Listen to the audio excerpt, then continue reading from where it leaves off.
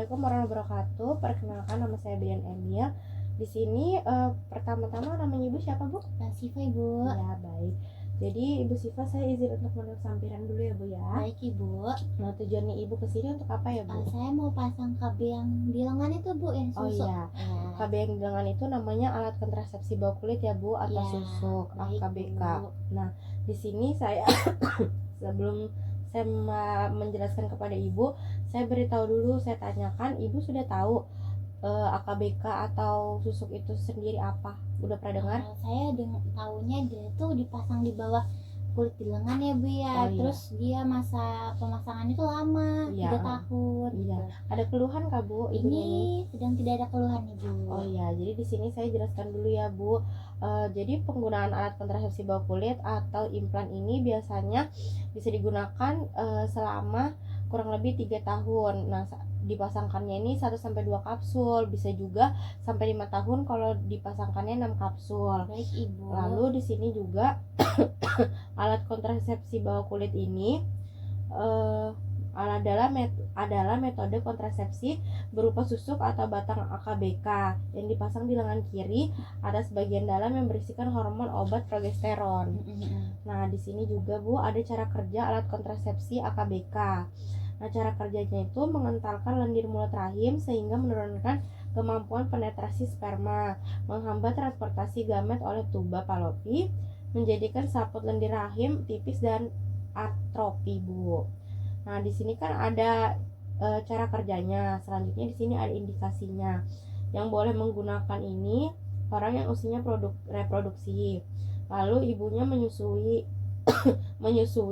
sering lupa minum pil, tidak dapat menggunakan kontrasepsi yang mengandung estrogen. Itu yang indikasinya ya, Bu ya. Tetapi di sini juga ada kontraindikasinya ya, Bu ya.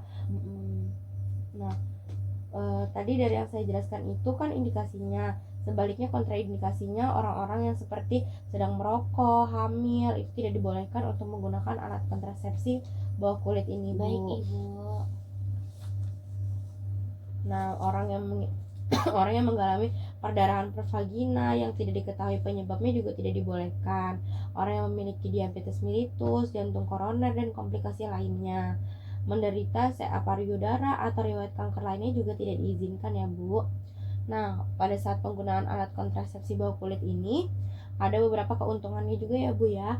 Di sini ada efektivitasnya tinggi, berjangka panjang, tidak mengandung estrogen, tidak mengganggu produksi ASI, menurunkan kejadian anemia. Dan di sini juga ada keterbatasannya ya, Bu. Kan ini kan alat kontrasepsi hormonal. Jadi biasanya ibunya ini tergantung pada sarana kesehatannya, Bu, tempat pemasangannya. Dan ini juga tidak mencegah terjadinya penyakit menular seksual, juga terjadinya gangguan pola haid, dan kembalinya kesuburannya itu terlambat, Bu.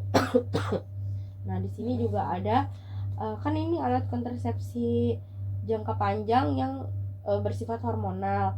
Efektivitasnya ini sangat tinggi ya, Bu. Angka kegagalannya itu hanya 0,3% per 100 perempuan per tahunnya. Di sini juga ada efek samping alat kontrasepsi AKBK, Bu. Biasanya terjadi gangguan pola menstruasi, terjadi perubahan berat badan, terjadi perubahan libido atau gairah, dan juga timbulnya jerawat, Bu. Selanjutnya, kapan waktu yang tepat untuk menggunakan alat kontrasepsi ini? Biasanya pada ibu yang siklus haidnya teratur, asalkan ibunya tidak hamil. Lalu pada hari pertama sampai hari ke-7 haid. Ibunya sedang haid? Iya, Bu. Ya, baik, Bu ya. Nah, di mana letak pemasangan KB ini ya, Bu? Biasanya KB ini diletakkan di lengan kiri bagian dalam. Nah, bagi ibu yang tidak mengalami kidal atau masalah kelainan lainnya. Nah, waktu kontrol ulangnya itu 1 minggu setelah dilakukan pemasangan ya, Bu. Atau bila sewaktu-waktu ibunya ada masalah atau terasa tidak nyaman. Nah, ini dari tadi yang saya jelaskan, saya melakukan evaluasi kembali ya, Bu. Jadi kalau misalnya nanti ibunya sudah mau melakukan pemasangan, ibunya langsung melakukan screening dan anamnesa ya, Bu ya. Baik, Ibu. Ya, ibunya sudah tanyakan ke bapaknya? Sudah, Bu. Oh ya, baik. Nanti setelah ini kalau misalnya ibunya sudah pasti, ibunya bisa menghubungi saya atau ke vaskes terdekat ya, Bu ya. Baik, terima Ya, kasih. terima kasih, Bu.